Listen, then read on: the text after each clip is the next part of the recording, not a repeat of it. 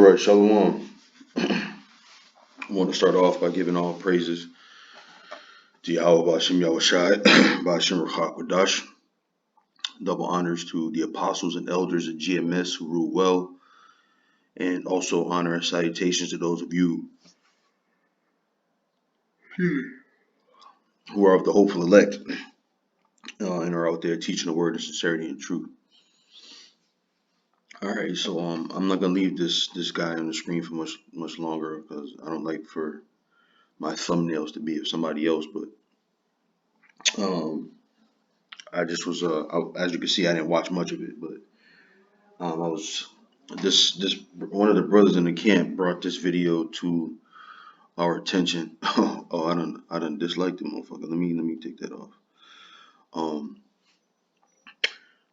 he sent this to the group, and so I just clicked on it and started watching it, and it's the same old thing with Vocab Malone, man.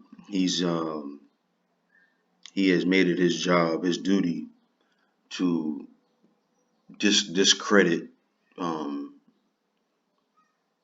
the Hebrew Israelites, and he bunches us all together, which I don't have a problem with, right? And then what I mean by all of us together, there are a lot of um,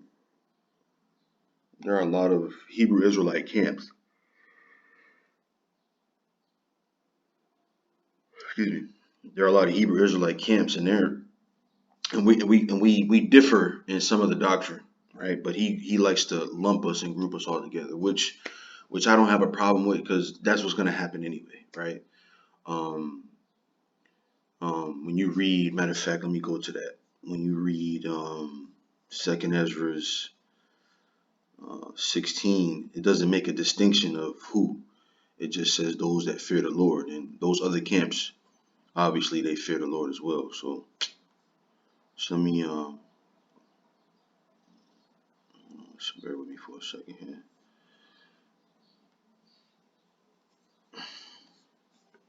This is is it 1670 or 1570? Oh, that's why. Second Ezra's 16. Second Ezra 16 and 70.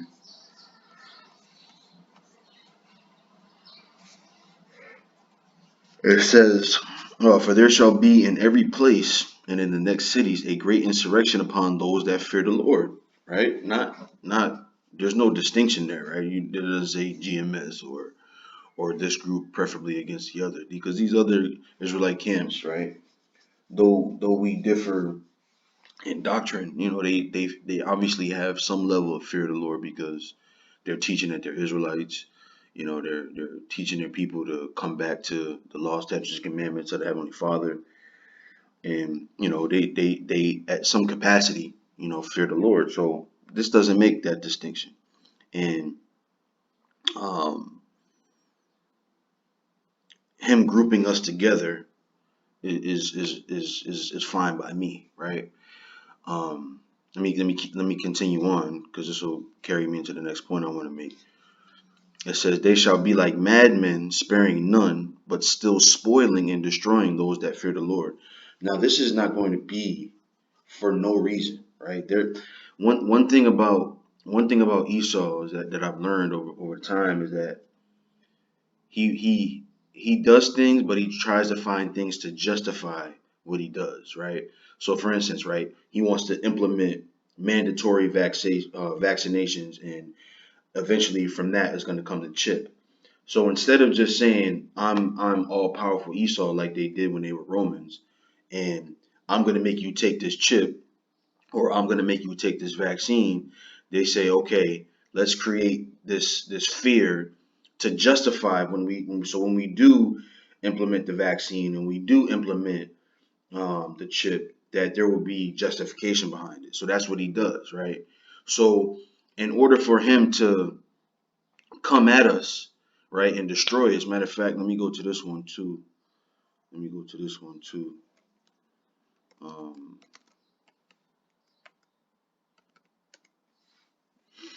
Revelations 12:12, it says, "Therefore rejoice, ye heavens, and ye that dwell in them. Woe unto the inhabitants of the earth and of the sea, for the devil is come down unto you, having great wrath, because he knoweth that he hath but a short time." Right? So what's going to create that wrath, or not what's going to create that wrath? That wrath is just in Esau. But what is going to justify him doing it? What is going to make him um, look like the hero, right? Because this is his mo, right? When he goes into these different countries, right? They paint the leaders of the country as terrorists. So then the American people then say, well, we have to do that because we're saving those people from these horrible leaders, right? They always come up with a justification first before they make their move, and this is no different, man. So when you go to things like this, right? When you go to things like this, um, what he's doing is creating that scenario that says we have to be saved from these people, right? So let's say, right, because what he's posing is that the scenario that happened in Jersey with this guy who they said was associated with the Black Hebrew Israelites, right? Which I don't like that term anyway. I don't like labels because they can do things like this. Hebrew Israelite is our nationality. There's no such thing as a black Hebrew Israelite. That denotes that there's a white Hebrew Israelite, right? Like when they say this is the black Jesus, that denotes that there's a white one. But no, there's just Hebrew Israelites. If you're a Hebrew Israelite, you can look like anything. You could look like Vocab Malone if you're a Hebrew Israelite. Hebrew Israelite doesn't have anything to do with a color or the way you look. That's a nationality of a people. Okay, so he was talking about this guy that was associated with what they called the Black Hebrew Israelites, and that and how and basically how we're spinning it in a way to say that it was a false flag, which it very likely was a false flag, right? And there was many things that came out behind that showed you that it was a false flag. Like there was a scene where there were some officers, what department they worked in, I'm not sure, but they were kind of in a line and they were approaching the scene of the crime, one behind the other. And one of the brothers that is in the camp that was in the military, that I don't know if he was in the military, but is familiar with those type of crime scene approaches. That he said there was a couple of things that they did that were wrong, which is what they do in movies, right? And I'll make this point real quick. I was watching this Joe Rogan podcast, and he had a actual Marine on there, and the Marine was saying that he's like, I have a hard time watching movies of Marine type scenarios because they're doing it wrong in the movie, right? They're acting, right? So in the movie, there's a lot of things that are being done wrong that we don't do, but they do it to dramatize the movie, right?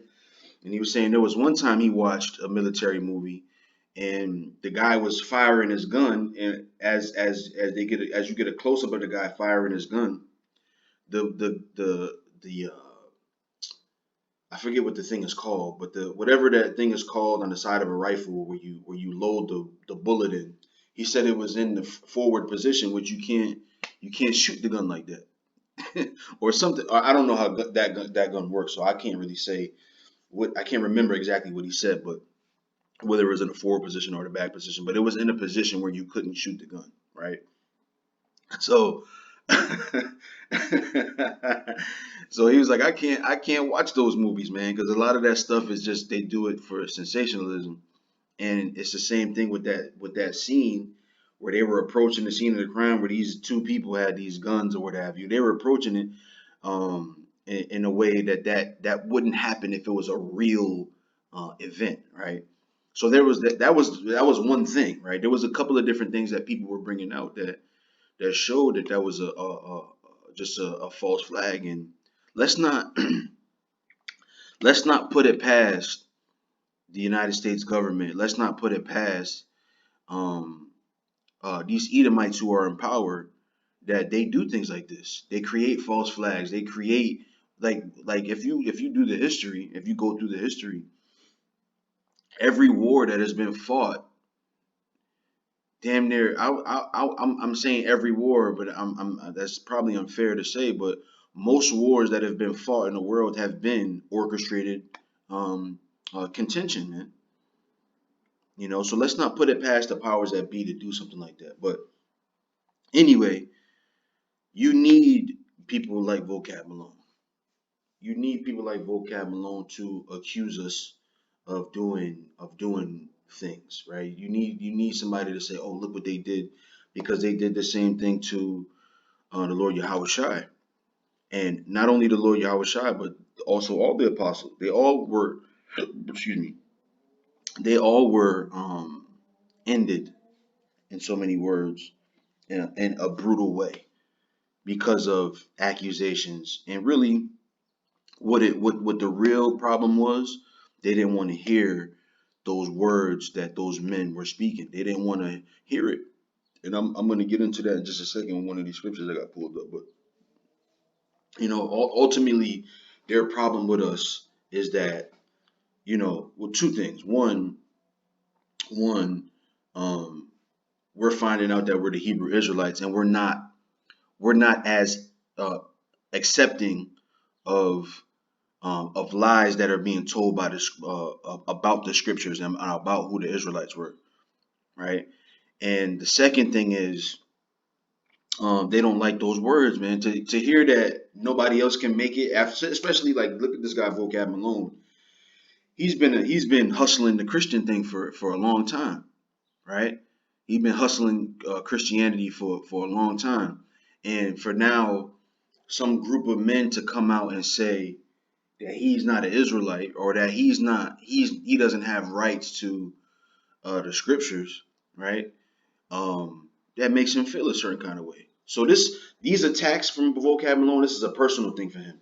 He'll act like it's not, but it's obvious. Like you've now devoted your life to tarnishing the reputation and character of people that you really don't even know, right? And I said this before in another show I did about Vocab Malone. This is a dude, right? I don't know what his nationality is, right? He looks like an Israelite to me, right? And sometimes he looks like an Edomite, right? But I don't know what his nationality is. There's some brothers that they make a summation of what he might be, but I don't know, right? I look at him and I don't know, right? He might be an Israelite. This nigga might be an Israelite, right? But at any case, he's always in his whole life, and I see this when I look at him. And if you watch the first 3 to 5 minutes of this video, how many minutes I watch of this? The whole beginning, if you look at him, the whole beginning of the video, he was rapping. I was like, oh shit, this nigga got some skills.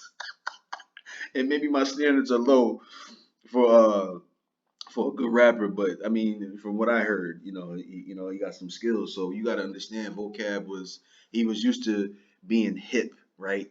In with the niggas, right? And now we're telling him that you don't got no part with the niggas. He don't like that shit, man.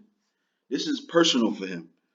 This is personal for Vocab alone, and this is why he's going on this trek and this journey to tarnish our character, right? But it happened before, right? This has happened before. You had a situation with not a situation, but when you read about the Lord Yahweh Shai, they had to make what he said and what he did grandiose in order to justify the fact that they wanted to kill the dude, man. And really, the only problem that the Pharisees had with the Lord Yahweh Shai was that he was fucking up the bread. And what I mean by that is, if you hustling the word, right? Matter of fact, let me go here. Let me go here. I think it's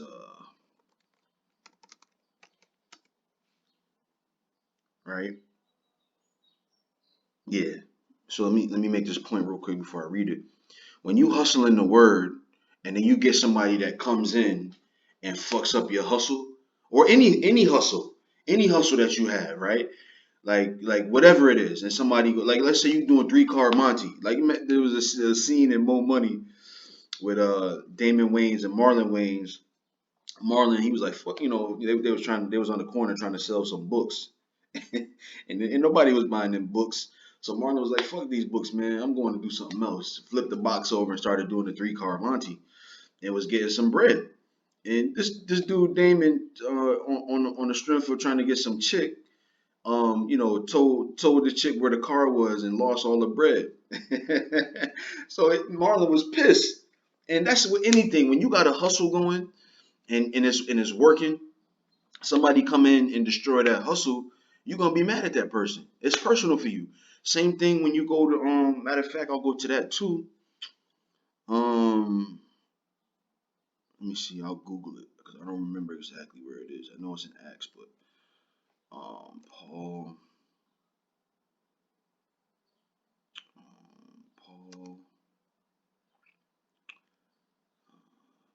and let's see,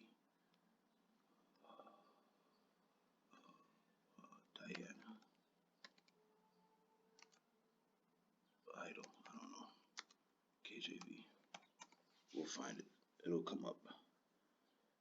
It'll show it. Let's see if they'll have it in there. Diana of Ephesus, Acts 19 and 28. Let's try that. Acts. I want to hold that one because I want to read that. Give me a second here. Bear with me for a second. Acts 19:28. Let's see if that's it. I think it is actually. Yeah, let me see. Yeah, this is it right here.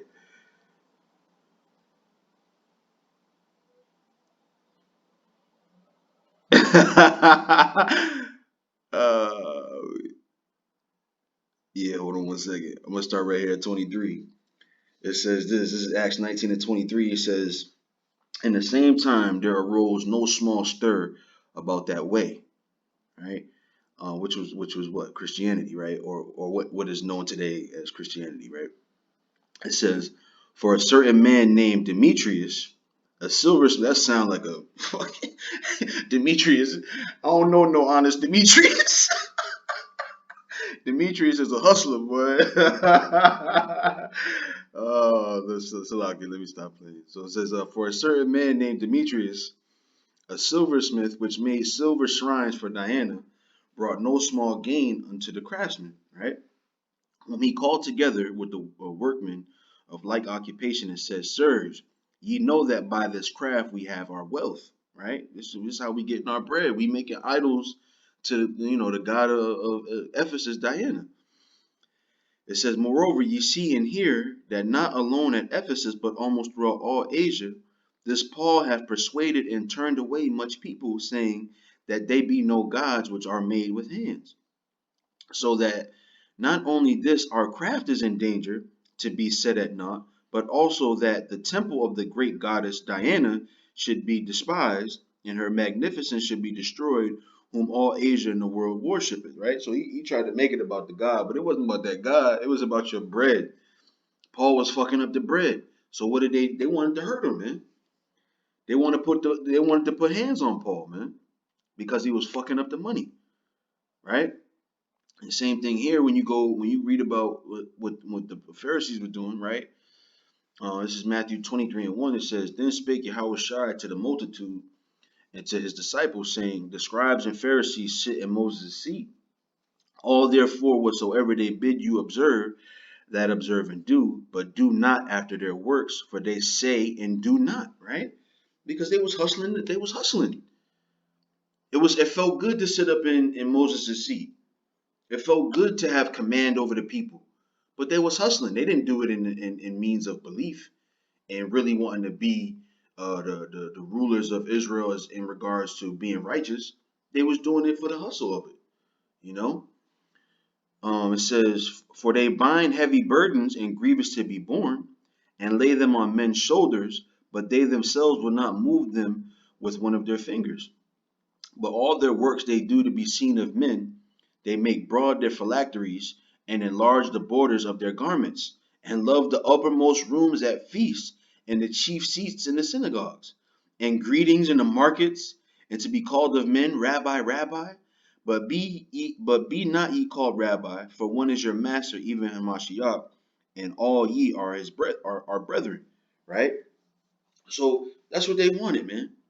They wanted to be seen and honored, right? And when you're getting that honor, and then you got this man, the Lord Yahweh Shai, coming in, fucking that up. That's why they wanted to put pain on him, man. We got to get rid of this dude, man. He fucking up. He fucking up the money. You see? And this started way back in the time of when you go back to the book of the Maccabees, where the priests were trying to get in good with the Greeks and Romans. They started this Pharisee and Sadducee movement where these people were basically sucking up to the Romans so they can have a little bit of money on the side, and they can have a little bit of prestige, so they could be the high priest and have control over the money that was in the temple. You know. So let me get on to it and read some of these things that they did to the Lord. And matter of fact, let me go here first. I'll read this one first. Actually, I'll even go back here. Let me read this first because I wanted to say this. This is what I was thinking when I was watching, when I was trying to watch anyway. What Vocab was saying, it was like we're ready to be falsely accused, right? Because we've read in the scriptures over these years that that's what's going to happen to us. We're ready to be hurt and killed for the name of the Lord Yahweh Shai. We're prepared for it. We're expecting it. So your works have to do what you're doing, right? And I would say that to anybody who sees Vocab Malone or anybody who's trying to sensationalize violence upon us, right? That they gotta do it, man. They have to do that, right? So let me read this. This is 1 Peter 2:18. It says, "Servants, be subject to your masters with all fear, not only to the good and gentle, but also to the froward. For this is thankworthy, if a man for conscience toward God endure grief, suffering wrongfully. For what glory is it if, when ye be buffeted for your faults, ye shall take it patiently? But if when ye do well and suffer for it, ye take it patiently, this is acceptable with the Most High." Let me read that again. It says, "For what glory is it if when ye be buffeted for your faults, ye shall take it patiently? But if when ye do well and suffer for it, ye take it patiently, this is acceptable with the Most High," right? So we're ready for that. That is our crowning, so to say. That was what made the Lord Yahweh Shai perfect, right? The scriptures say he was made perfect through suffering, right? So if he was made perfect through suffering, we have to go through the same thing. We're going to be accused. We're going to be tarnished. Our character is going to be attacked. We are going to be put on the news. The scriptures tell us this, that they may go into the gates of the nobles. That's not an accidental thing. As we know, the Lord is not wasteful with his words. So this is going to happen, man. Right? It says, right, "For even hereunto were ye called." This is the reason why you're doing this. Because Hamashiach also suffered for us, leaving us an example that ye should follow his steps. You see? So this is what we're prepared for. We've been being groomed for this, man. Okay? "Who did no sin, neither was guile found in his mouth, who when he was reviled not again.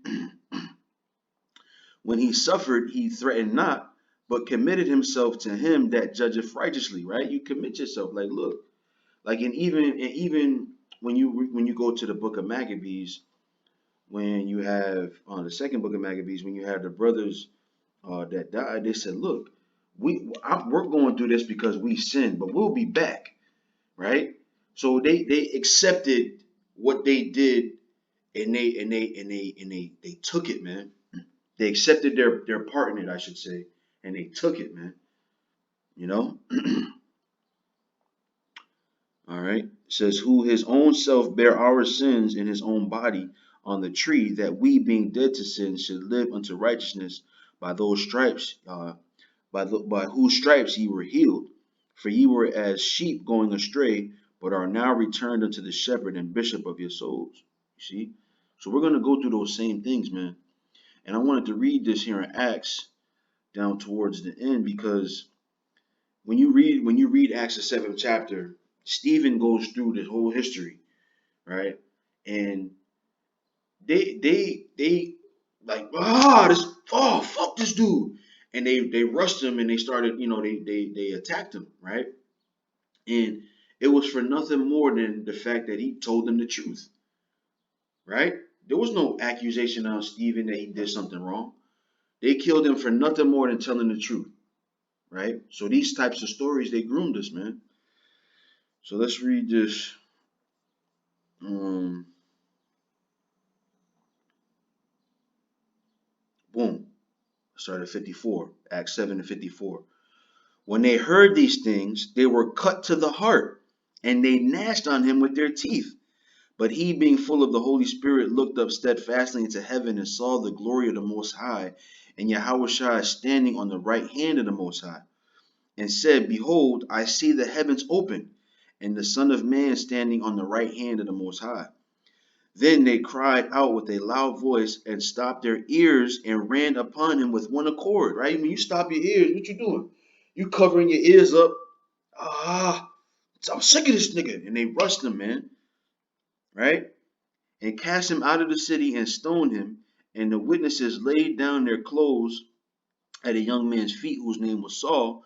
And they stoned Stephen, calling upon the Most High and saying, Lord Yahushua, receive my spirit. And he kneeled down and cried with a loud voice, Lord, lay not this sin to their charge. And when he had said this, he fell asleep. Right? So he took that, man. This false accusation thing, this sensationalism, because really it's not false accusation, right? Because you can spin anything that we say, right? But really it's sensationalism, sensationalizing what we say, right? Matter of fact, let's look that up. Let's look that up.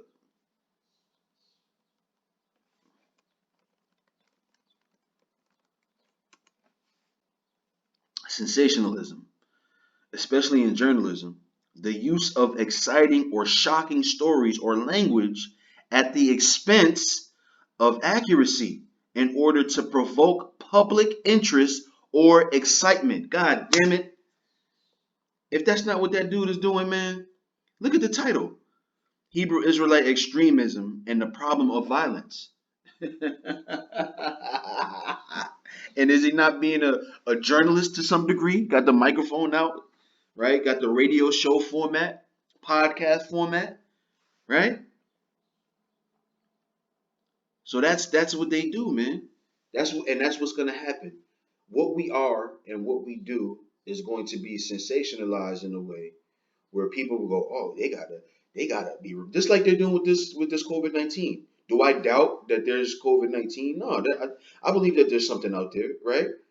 But I believe that they're making it more of a grandiose thing, so people can say, "Oh yeah, we gotta do something about this." Because you ask around, if they have a vaccine for this, are you going to take it? Most people are going to sit there and go, even people that are anti-vax are going to be like, yeah, oh shit, man, I don't know, man, this shit is already killing people, yo, you know. So let me read this, man. This is can't remember where I said I wanted to start, but I'll let me maybe start at 13. Let's see.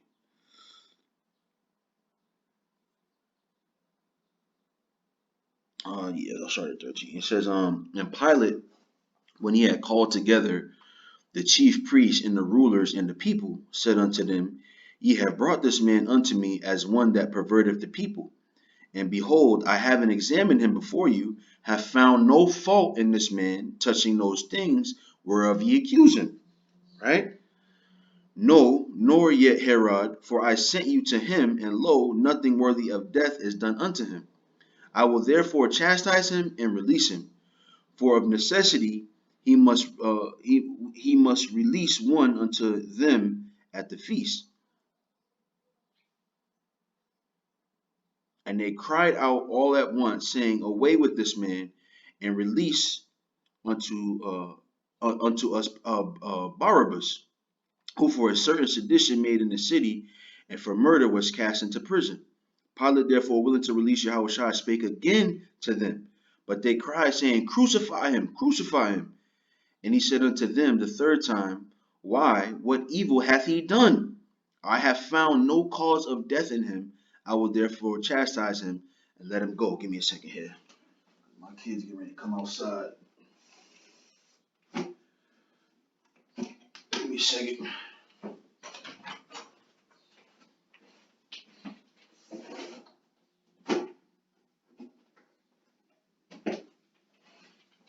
So as you can see, right?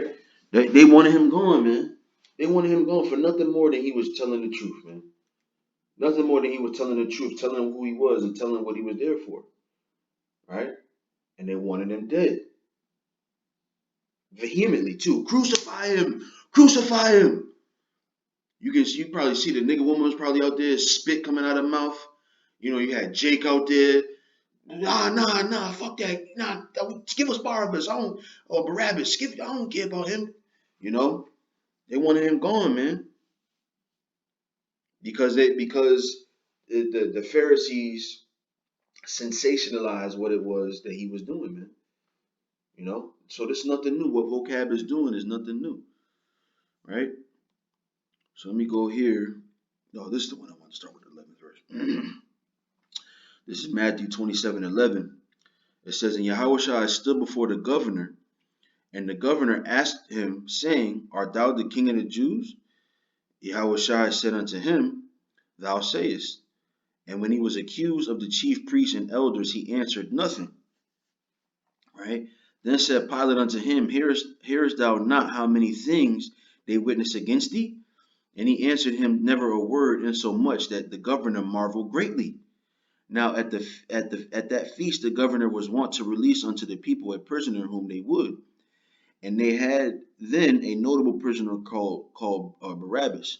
Therefore, when they were gathered together, Pilate said unto them, Whom will ye that I release unto you, Barabbas or Yahushua, which is called Hamashiach?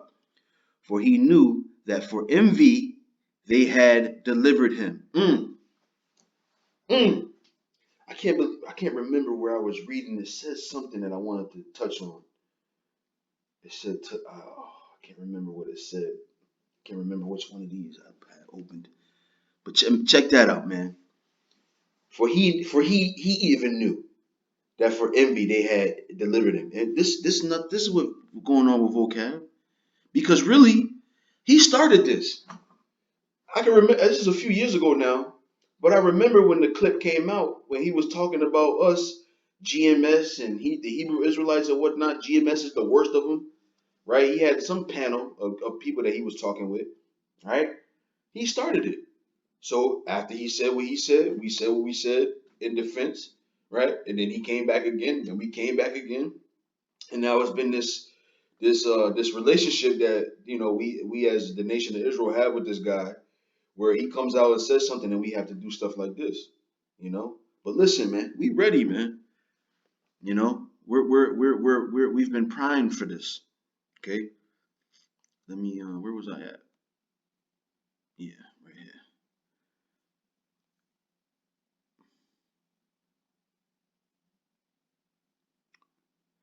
All right, verse 19. It says, When he was set down on the judgment seat, his wife sent unto him, saying, Have thou nothing to do with that just man?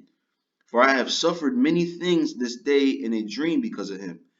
But the chief priests and elders persuaded the multitude that they should ask Barabbas and destroy Yahushua. So how did they persuade him? Oh, you remember what he was saying, right? Talking about he was the king. We ain't got no king other than Caesar. Come on, man, this dude, he gotta go, man. You know that's what they was out there doing, man. You know that's what they was out there doing. It says, And the governor answered and said unto them, Whether of the twain will ye that I release unto you? They said, Barabbas. right? But so we know the rest of the story. We know how it goes, right?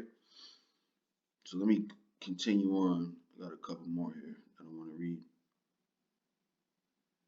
Yeah. This is Luke 22 and 66, and it says, as soon as it was day, the elders of the people and the chief priests and the scribes came together and led him into their council, saying, art thou the Christ? Or let me say, art thou Hamashiach? Tell us. And he said unto them, if I tell you, this is the one, ye will not believe. And if I also ask you, ye will not answer me, nor let me go. So he was like, yo, ain't nothing I can do. I'm stuck between a rock and a hard place. There's nothing I can do that's gonna either convince you or have you to let me go. So just do what you're gonna do, man. Right? It says, hereafter shall the Son of Man sit on the right hand of the power of the Most High. Then said they all, art thou then the Son of the Most High? And he said unto them, ye say that I am. And they said, what need we any further witness? For we ourselves have heard of his own mouth. So they was like, we don't need to. He saying it out of. Come on, man. They was sensationalizing this whole thing, man. And he was doing nothing more than what? Telling the truth. Telling the truth. See? So let me read this last one. Okay. This is Luke 23 and 1, continuing on from that last chapter. And the whole multitude of them arose and led him unto Pilate. And they began to accuse him, saying, we found this fellow perverting the nation, and forbidden to give tribute to Caesar, saying that he himself is a Mashiach, a king. Now, did he forbid to give tribute to Caesar? That was a blatant lie, because it was documented that he said, look, render unto Caesar what is Caesar, and whatever the Most High, whatever it belongs to the Most High, render unto the Most High. Right? He's on record as saying that. But this was a blatant lie. Oh, he said we shouldn't give tribute to Caesar. Right? And Pilate asked him, saying, art thou the king of the Jews? And he answered him and said, thou sayest it. Then said Pilate to the chief priests and to the people, I find no fault in this man. And they were the more fierce, saying, he stirred up the people, teaching throughout all Jewry, beginning from Galilee to this place. When Pilate heard of Galilee, he asked whether the man were a Galilean. And as soon as he knew that he belonged unto Herod's jurisdiction, he sent him to Herod, who himself also was at Jerusalem at the time. And when Herod saw Yahushua, he was exceeding glad, for he was desirous to see him for a long season, because he had heard many things of him, and he hoped to have seen some miracle done by him. Then he questioned him in many words, but he answered him nothing. And the chief priests and scribes stood and vehemently accused him. And Herod with his men of war set him at naught and mocked him and arrayed him in a gorgeous robe and sent him again to Pilate. And the same day Pilate and Herod were made friends together, for before they were at enmity between themselves. Right, so that's it, man. That's all I had, man. You see? So they did the same thing to the Lord Yahushua, man. They did the same thing to the apostles. And matter of fact, there's a story of Paul where he's like, look, the very thing I'm being held in question of is something that we as Israelites have been learning since we were children. I'm teaching them of what was prophesied about in the prophets. And this is what I'm being held in question for. Right? So it has to happen, man. Vocab has to do this. It has to be done. All right. So with that being said, I want to give all praises, as always, to Yahweh Bashem Yahushai, Bashem Rachak Kodash. Double honors to the apostles and elders of GMS who rule well. Honor and salutations to the hopeful elect. With that, I say Shalom.